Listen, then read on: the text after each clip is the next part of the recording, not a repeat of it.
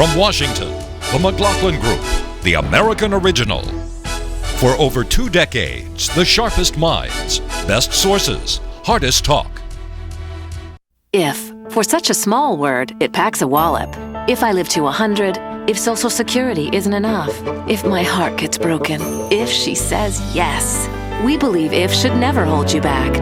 If should be managed with a plan that builds on what you already have. Together, we can create a personal safety net, a launching pad for all those brilliant ifs in the middle of life. You can call on our expertise and get guarantees for the if in life. After all, we're MetLife.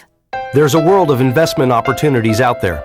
Spotting them takes experts on the ground, assessing potential firsthand. Templeton, a pioneer in global investing for over 50 years. Gain from our perspective.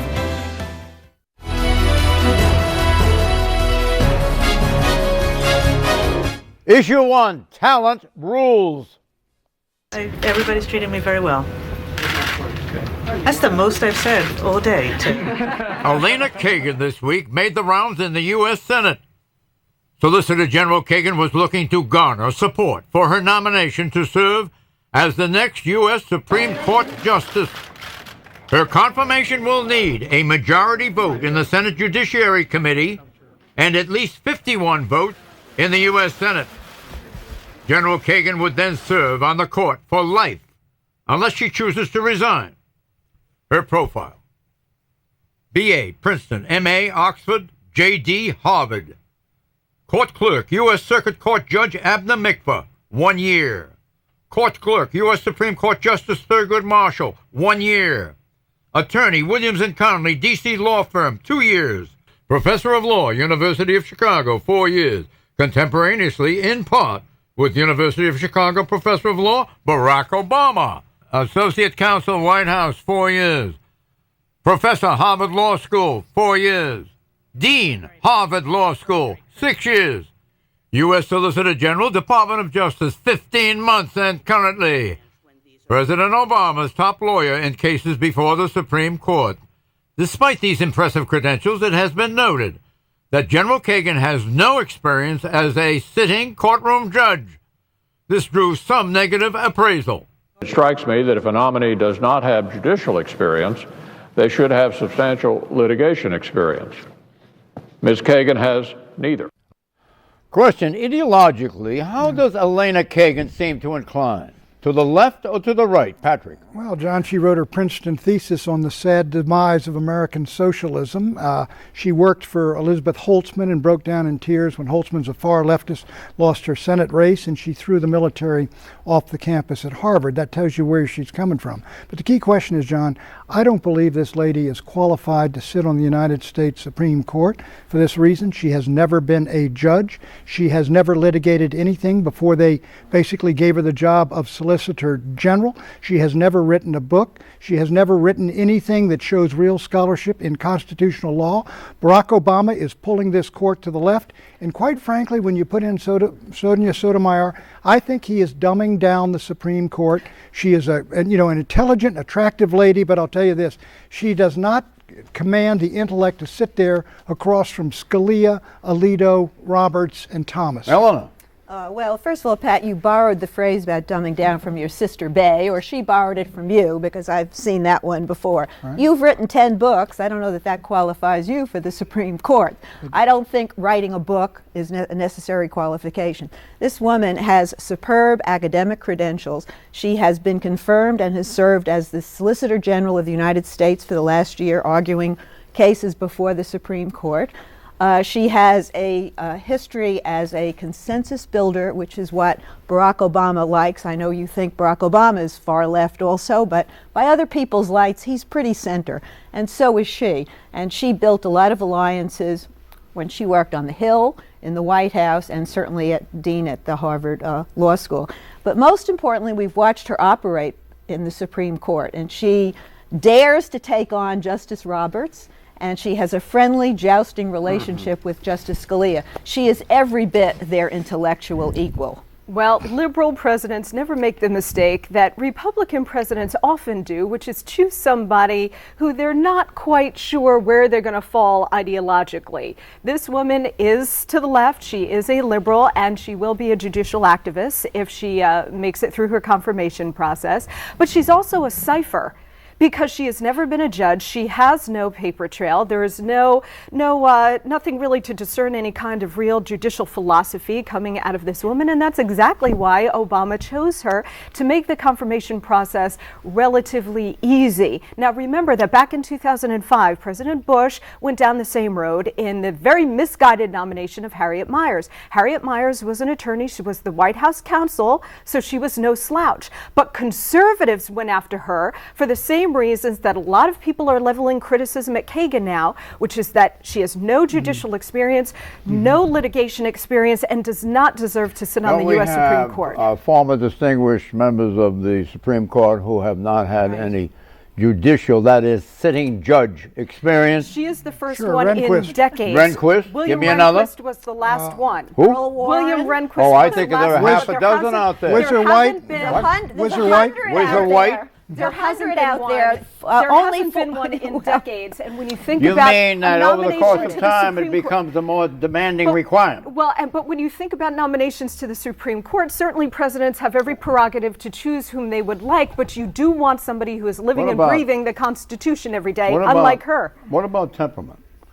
I think she's got an judicial temperament? Absolutely, she has a judicial temperament and the intellect to go with it. I think these arguments about what her particular background is as a sitting judge is, I'm not saying it's irrelevant, but it's not decisive by any means. She has lived in the world of the highest levels of the law. She has performed in outstanding ways. She is absolutely deserving, it seems to me, of an appointment, and I think she will get through the nomination process with flying colors. Okay, the real world. Others believe General Kagan's main weakness is lack of real-world experience. Quote, she is a surprising choice from a president who's emphasized the importance of understanding how the world works and how ordinary people live. Ms. Kagan has spent her entire professional career in Harvard Square, Hyde Park, and the D.C. Beltway. These are not places where one learns how ordinary people live, unquote. So says Senator John Cornyn, Republican of Texas. Question. Solicitor General Kagan comes from the world of the Ivory Tower, the Washington Beltway, and Hyde Park. Hyde Park stands for wealth, by the way. Is this combination a plus, a minus, or does it factor out? She's Upper West Side. She's from New York. She's from University of Chicago. She's from Harvard. She's from the Washington Beltway.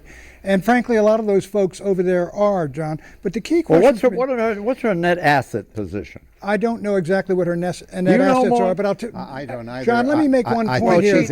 I think she's able to afford a comfortable lifestyle, but I have to say, I don't think that's relevant to this issue at all. You mean rich people who are good in their judgment? A few.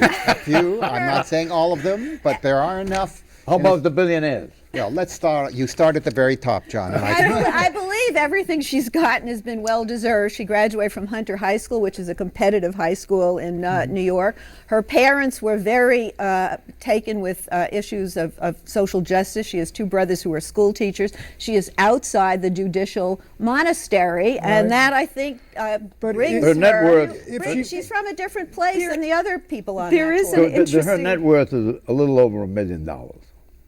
Okay. So she's a millionaire. Now, Barack Obama has got $5 million.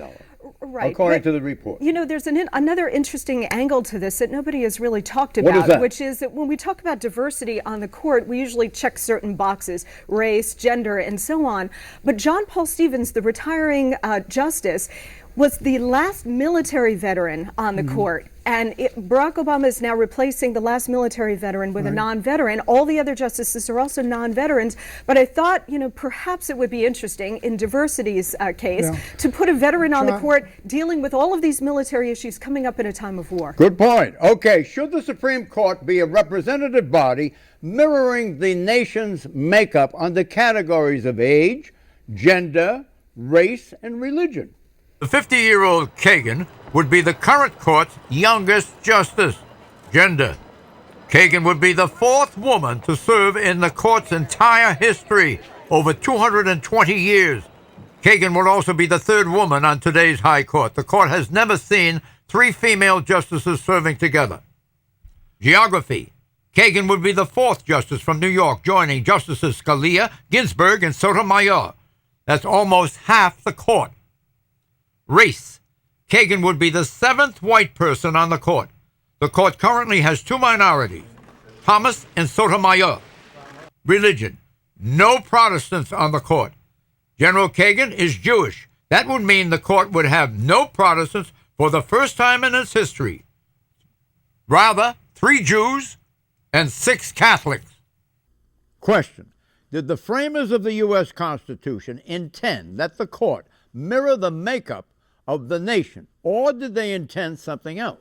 Well, frankly, they wanted the country to mirror the makeup of them because they said this is for ourselves and our progeny. But take a look at the Democratic Party, John. Democratic presidents, not in 50 years have they nominated an Irish Catholic, Italian Catholic, Polish Catholic, evangelical Christian, or any white Christian, male or female, to the Supreme Court in half a century since Whizzer White. Do you think the Constitution... Wait a minute. I'm suggesting some sort of bias against white Catholics. I'm suggesting there is a hostility in the Democratic Party to the main 60% of the country. Let him finish, Eleanor. What is the complaint? There are 6 Catholics on the court already, and you're going to fault Barack Obama for not naming another one? He named a Catholic. He named Sotomayor. My point is, the old Democratic coalition, the party of Daley, Rizzo, and Rostenkowski, is dead. They're going for their new minorities that run that party. Yes, demographics are destiny, and Pat, if you're uncomfortable about it, you keep 60% on writing of your the books country about the ignoring. death of the West. 60%. This is a wonderfully diverse country. It is not something Well, to where's lament. the diversity in Eleanor, these appointments? do you think that the Founding Fathers had in mind to populate the court geographically? What are the categories? Race, gender, religion. For example, there are no Protestants on the court. There are 3 Jews and 6 Catholics. It used to be, and there are over 150 million Protestants. It used to be 9 Protestants, and I'm sure there will be more Protestants in the future. There are only, there are only 9 people. You can't represent They're everybody. all East Coast, aren't they? All East Coast. The founding fathers actually didn't think the Supreme Court would matter that much, and it didn't until Marbury. Boy, I have to say, I think it's quite wonderful that we're going past the issue of religion and all this sort of allocations of this or that category for the people to be in the Supreme Court. Mort, that's ridiculous. Do you think either of those appointees would be on there if they weren't women? That's ridiculous. Well, the Founding Fathers did not want a representational body. They wanted 2 things.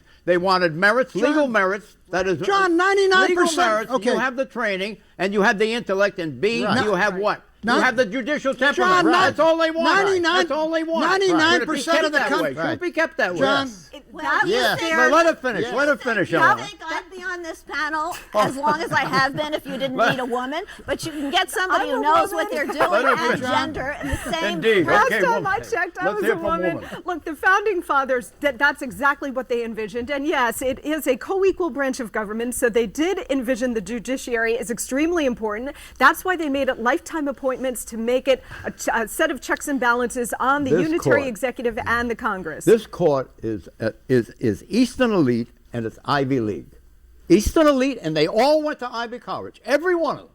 Everyone. What a shame. Is that what you want? Yeah. I mean, it really is a handicap, to be really intelligent, to be really well educated, to be the Ivy League, as we all know, still by and large represents as highly qualified and intellectual experience. The Founding Fathers wanted the finest minds, and they wanted the judicial temperament. That's all they wanted. Let me answer that. Shall we stick with that? Yes. Shall we stick with John, it? 99% of the country was Protestant. When you started off in 1789, they wanted the court to reflect them, and it did for 100 years. Nixon and Ford appointed 7 white Protestants. There have been 4 women on the court in 230 years, and 108 men. That's too many. And the founding, too many women. Yeah. And the Founding Fathers also held slaves, but we don't uphold all their traditions. Exit question: is Kagan a shoo-in for confirmation? Yes or no? It is no sure thing. It is highly probable, but no sure thing because she doesn't know the Constitution. Probable. Is that a yes or no? Where does that fall? I think she's likely. That falls into the no category. You're no. No, likely to win. I want a yes or a no. She's likely to win. She's likely to win. Yeah. Yes, that's a yes. I agree with But that. she's not a shoo-in. But Okay. Pat and his pals are trying to foment enough support for a filibuster. Well, what's the answer? Yes the or no? answer is yes, she will be confirmed. Yes or no? A She shoo-in, will- yes or no? She's not going to be a shoo-in, but she will be confirmed. She'll get a handful of Republican votes, but they are going to pound her in this confirmation process, as they should, John. You asked for Oversight. yes or no. You do not have a judicial temperament on this group, if I may say so. If that's the case. The answer is yes. The answer is a shoo-in, yes. Issue 2, the Afghan-U.S. Pact. I thank you again for the excellent meeting this morning in which President Obama and I discussed the entire structure of Afghan-American relationship. We also discussed during our meeting this morning the Afghan-American strategic partnership and the relations towards the future beyond the successes that we will certainly gain against terrorism. Afghan President Hamid Karzai visited the White House this week to meet officially with President Obama. This détente between the United States and Afghanistan is, on its face, a shocker, a historic volte-face, a milestone, which both leaders appeared to want to downplay. When I came into office, I made it absolutely clear that I intended to resource an effective strategy in Afghanistan and work with the Afghan government so that we have a strong, stable, prosperous Afghanistan. This history-making pact is not without political risk to the U.S. leader and commander-in-chief. I've used whatever political capital I have to make the case to the American people that this is in our national security interests, that it's absolutely critical that we succeed on this mission. As for President Karzai, the U.S.-Afghan relationship is the strongest it's been in the last decade. The relationship between Afghanistan and the United States is now into its 10th year in the form that it has since September 11, 2001. It's not an imaginary relationship. It's a real relationship. It's based on some very hard and difficult realities. We are in a campaign against terrorism together. He's probably referring to the drone attacks, which were very painful on them, with a ratio of 25 civilians to every one terrorist, alleged terrorist. So question, how do you account for the mutual panegyrics between Mr. Obama and Mr. Karzai? And did we all agree that this is history making? That this is a pact? No. And there's going to be a declaration by Mr. Obama at the end of the year? No. So this is a history maker. This is not just a state visit. I think this is. You don't think so? This is very simple. This is practical politics on both But their it's parts. also based on commitment. It is based upon a thorough examination. John? He said Obama said he had researched this. John, It's not just a meeting of heads of state. John, Oh, John, yes. it is necessity. I'll tell you. Am I We got exaggerating 100,000 guys there, John. Mort is exactly right. And we've been at loggerheads with each other, and we got to get along because we both have everything invested in this thing, and it is necessity, and they both did the right thing. He's going into Kandahar, the president is, and with our troops. So are we in Next June. month. So are we in June, and he's working up a preparation for that because he wants to begin the withdrawal from Afghanistan soon. Well, At the beginning of it's August, Like at the middle of beginning, next like year. mid-year next year. Yeah. In time for those elections. Look, Not for the elections the following year. And it's complicated because his brother is brother? Karzai's brother Yes. is one of the top counsels in Kandahar, and the American He worked for the position on CIA. him. Well, the position on him is that he's corrupt, and we don't really know what side he's on. And Karzai was questioned about his brother, and he basically said his brother was elected. He can't fire his brother. The people can fire him. Right. So there are a lot of things that are imperfect about this relationship, but each side needs the other. Am I exaggerating the historicity of this event this week? A little bit, because if it is a pact, it's a temporary pact. Because remember, when Obama announced that he was introducing more ground troops and doing a surge in Afghanistan, he simultaneously announced the timetable for the withdrawal next year in 2011. Look, the reason you saw what you saw at the White House, this mutual embrace this week, is because the White House realized they made a huge mistake in dissing Karzai and Afghanistan publicly earlier this year. They're trying to repair that relationship. And the only way you're going to make the military aspect of this work, or try to bring in some of the low-level guys in the Taliban to get them on their side, our side, and the Afghan people, is to change the security equation on the ground. Do we need? That's what this do was we about need this week. Karzai more than Karzai needs the United States, or does Karzai need the United States more than? We need each We other. need him. We need each other, John. Well, I want to hear from her.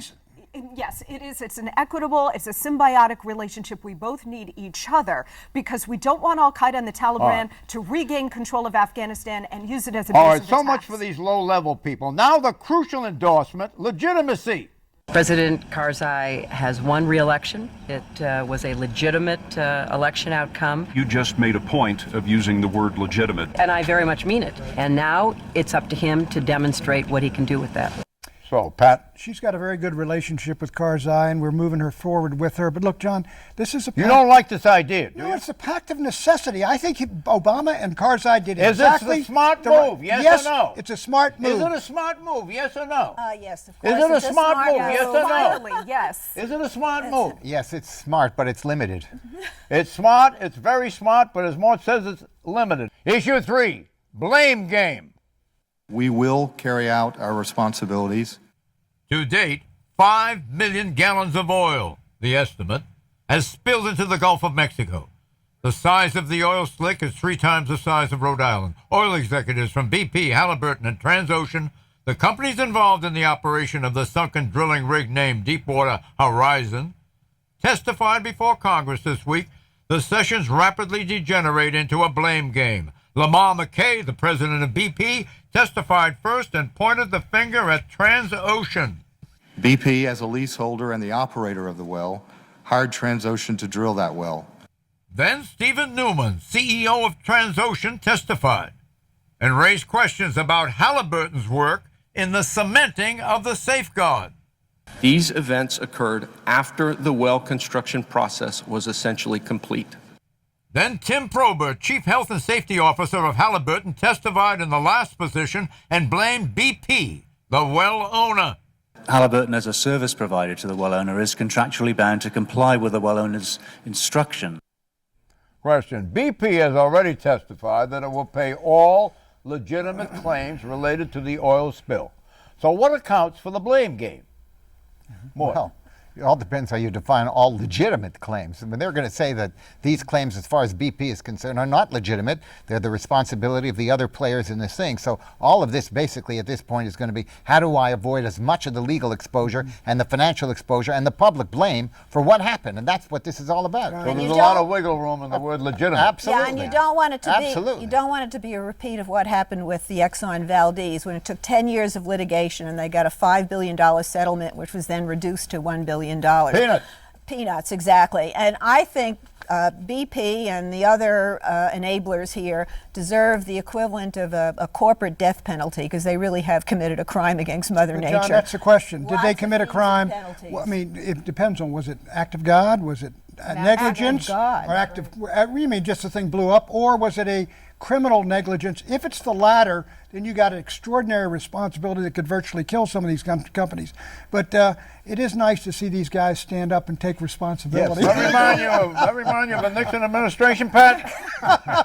He did it. The chairman of BP testified this week, and he did say that BP should have been better prepared for this kind of catastrophic oil spill, this kind of contingency, especially when BP, out of all of the deep sea drillers in the world, BP is the biggest. They should have been better prepared. Right. But now we have this in the Congress, and after the Exxon Valdez, there was a cap put on liability of $75 million for any given company that has this kind of a spill. They wanted to raise that, especially Democrats and the White House wanted to raise that to $10 billion. That was brought up in the Senate this week, and the senator from Alaska, Lisa Murkowski, actually stood up and put a block on all of that. So it's still an open question as to what kind of cap will be on any kind of I don't think that's a particularly heroic action by the senator from Alaska, which stands to gain from a lot of oil drilling. The annual report of BP is going to have as a headline, moi? You know, I mean, me? Who, me? I mean, what are we talking about? They're all trying to avoid what could be not only legal liability, I say, but a huge black mark in terms of the public, which will affect their ability to drill in the oceans all around the world. Where is this going to leave Barack Obama, who is proposing that there be oil wells off the coast of the eastern United States, about halfway down the It's a moratorium, John. big length of Florida? He's declared a moratorium pretty much on that. But amazingly, 55% of the American public still wants to drill off the coast. What percentage? 55. Do you think that number is going to change and go down according to the length of this investigation? No, I'm surprised it hasn't gone down, and I think it will hold if it hadn't gone down in the first Do you think on merits we have no choice but to continue drilling on the seabed of our ocean? I do believe you that. do believe that. Why do you believe that? Because we're going to need at least for 20 years until these alternative energy sources come online. You got to have oil for gas. Well, you know that we're already over-greened in the sense that green cannot yield what it is alleged to yield. What is yielding from green? Well, I mean, what percentage of electricity is realistic? No matter how we've been waiting for the photovoltaic cells. We've been doing this for about 30 years, and what is it? What is 1%? We are not going to replace the role of hydrocarbons like oil in our economy and in our transportation. Would you like to see that decades.